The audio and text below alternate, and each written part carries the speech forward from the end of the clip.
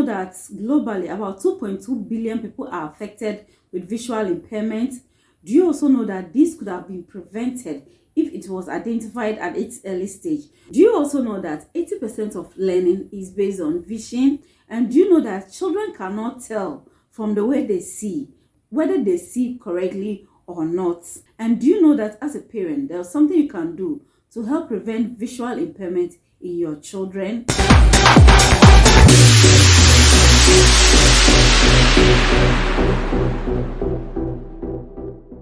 Hello guys, you're welcome to my channel. Thanks so much for always watching me and being part of this channel. Please, if you're watching me and you have not yet subscribed, I beg you, consider subscribing, like and share this video, and let's learn together, okay? And also, if you're an organization or an institution and you need a special educator to talk to or educate your members about special needs, I'll leave my contact there in the description box and also in the comment section, so you can contact me. If you also have a child with special needs and you need someone to help you in children with special needs, you can also contact me. And also, if you are an individual with special needs and you want to share your story with the world, how you've been able to sail through to get to the top, you can also contact me. Okay, so let's get to business for today. In our previous videos, we've talked about disability, what disability is all about, and its causes, and how we can prevent disability. We are going to take these disabilities one after the other and discuss them. And we are going to start with visual impairment. Now, when we talk of visual impairment, what is visual impairment? And so we are going to look at the definition of visual impairment in two forms, that is in a legal context and also in an educational context.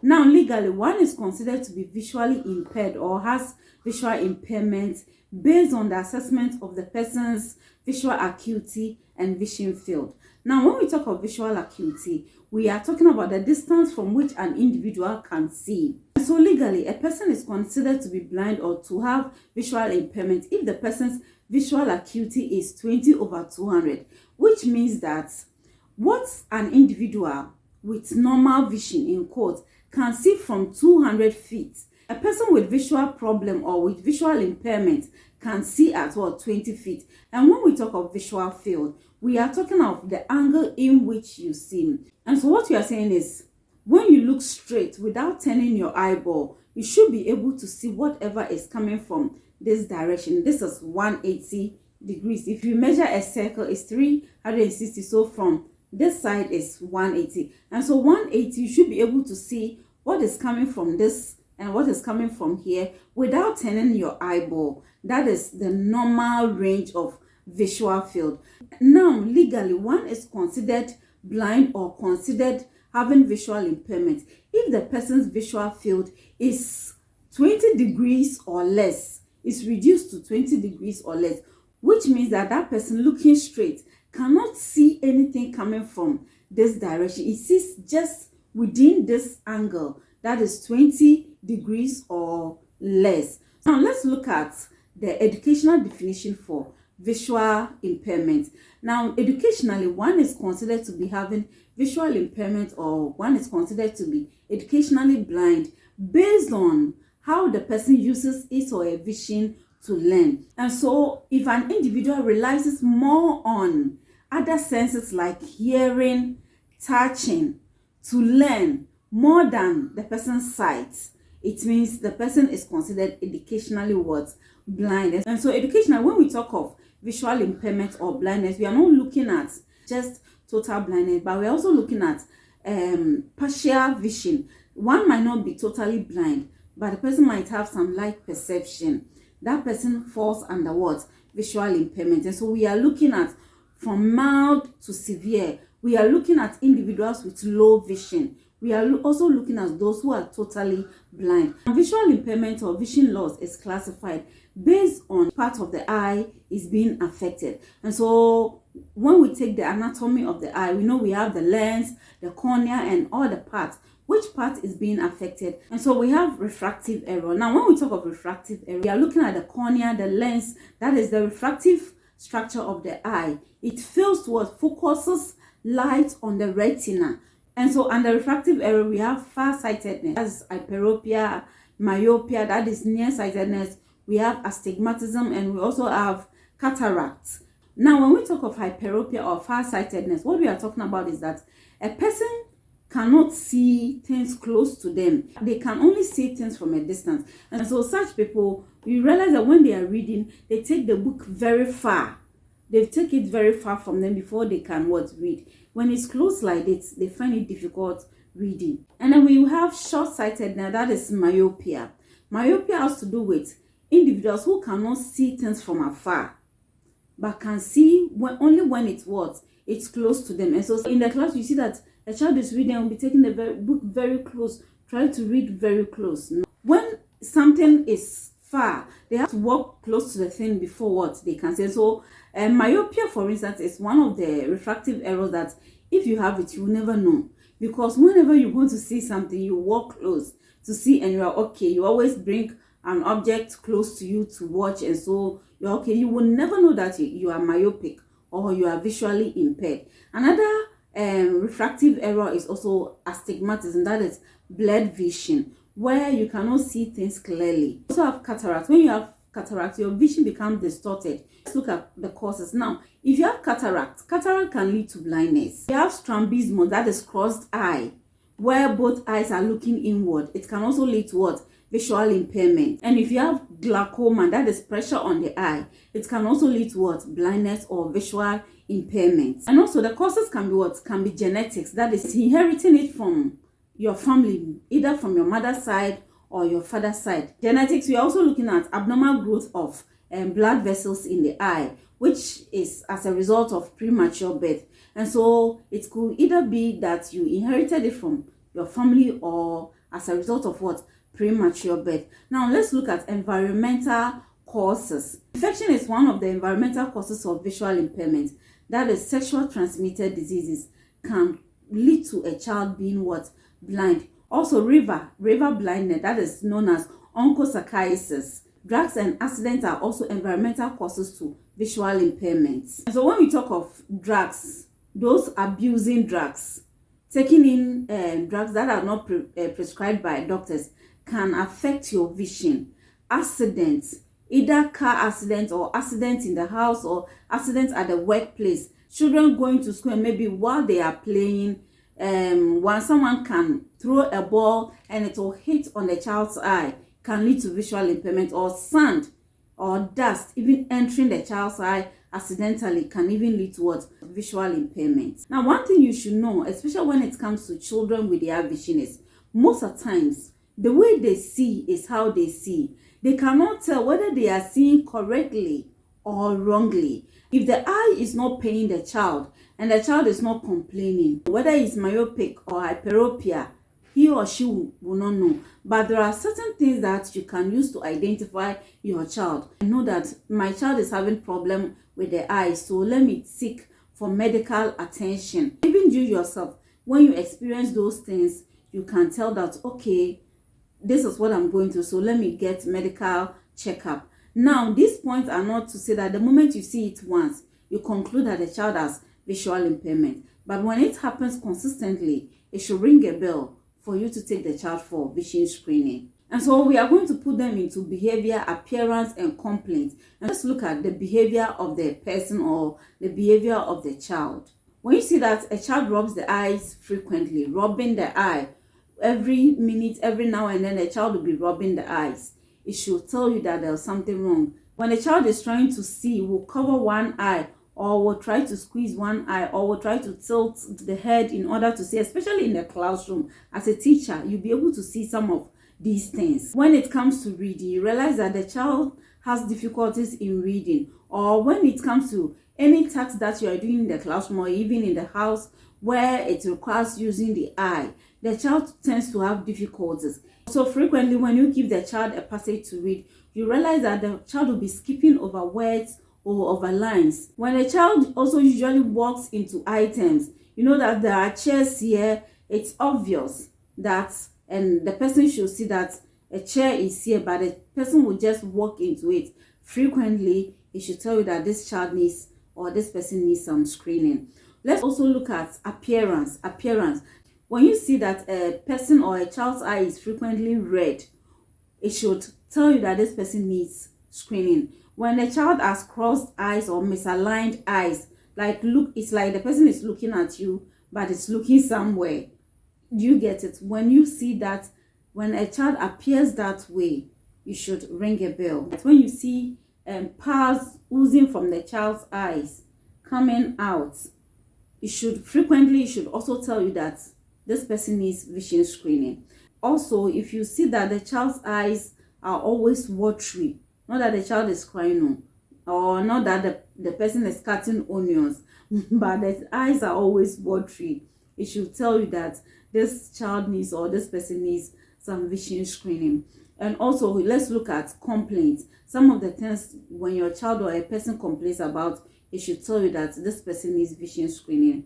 We are talking of, if the person complains of itches, my eyes are itching me, my eyes are paining me, it should tell you that this person needs screening. If it's not once, it's consistently, it should ring a bell. When a child consistently complains of headache, don't just give the person painkiller and tell the person drink water, take painkiller and sleep. No, it could be as a result of visual problem, and so you need to seek medical attention as soon as possible. Now we have talked about identification, how to identify a child through complaint, through behavior, through appearance. But before you make conclusion of all these things, we should know that we have factors that affect the way we see.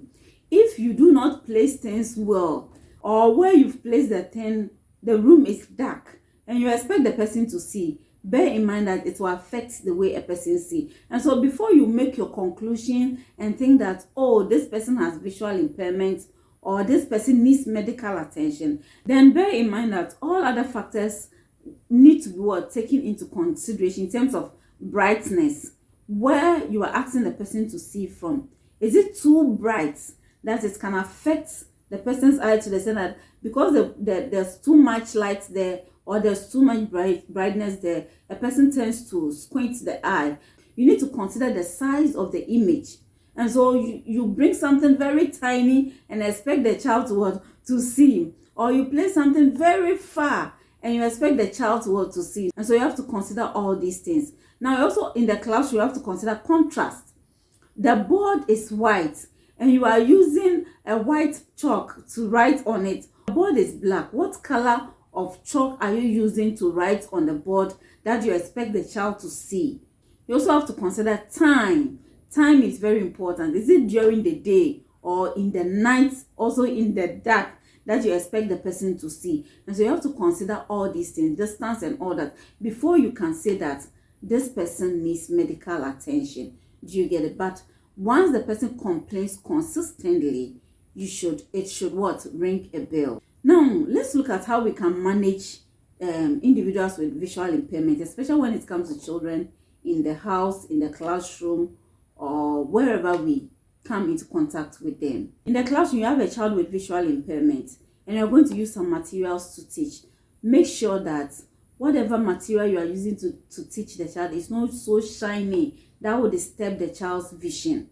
That is one. You should also make sure that the materials are bold enough. When you write on the board, you write bold enough for the child to see. And also contrast is very important. Either white on black or black on white. It's good enough for a child to be able to see. So consider the materials you are going to use in teaching a child who is visually impaired. Communication is also very important. Because the person has visual impairment, the person will rely more on listening and touch. And so when you are talking to the person, make sure that you talk in a tone that the person will hear. This person will not be reading your lips, and so don't try and be talking and be just moving your lips without proper sound or proper clear words. Do you get it? When you are talking to the person, you ensure that you have the person's attention. Imagine in the classroom, you ask a question, what is matter? And then you want Kofi to answer, and you know that Kofi is visually impaired, but you just say, what is matter? And then you stand there and say, Kofi. No. Before you ask what is matter, ask Kofi. Mention his name, Kofi, so that he will come to himself and know that you are addressing him. What is matter? Kofi, what's a matter? So that Kofi will know that he's the one you are talking to. So when you are talking to the person, don't assume that the person will know. Make sure you have the person's attention. Whether in the classroom, in the house, or wherever you find an individual with visual impairment, especially those who are totally blind, make sure that you have the person's attention before you talk.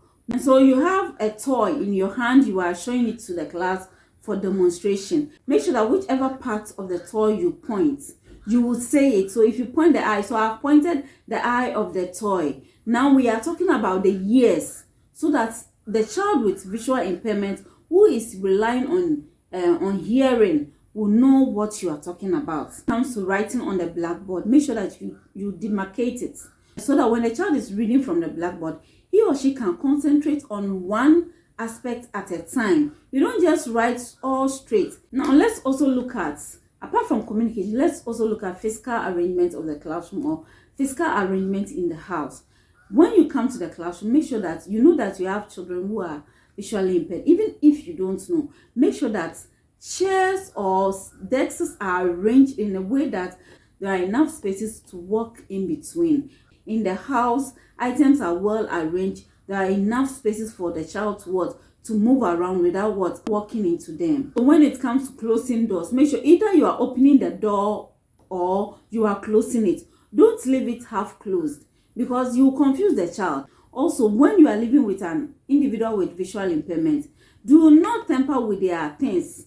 Where they've arranged their things, let it be there, because the person knows that my pen is here, this book is here, and so if you take it from there and you don't place it exactly at that place, you confuse them. And so do not tamper with the arrangement of their things, especially when they have taken the time to arrange it themselves. They know everything where it is, and so leave it there exactly as it is. Also in the house, allow them to do things independently.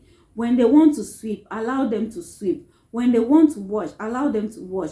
Don't treat them like, because they have the condition, they can't do anything for themselves. No, just provide the needed equipment and items that they need to enable them function properly.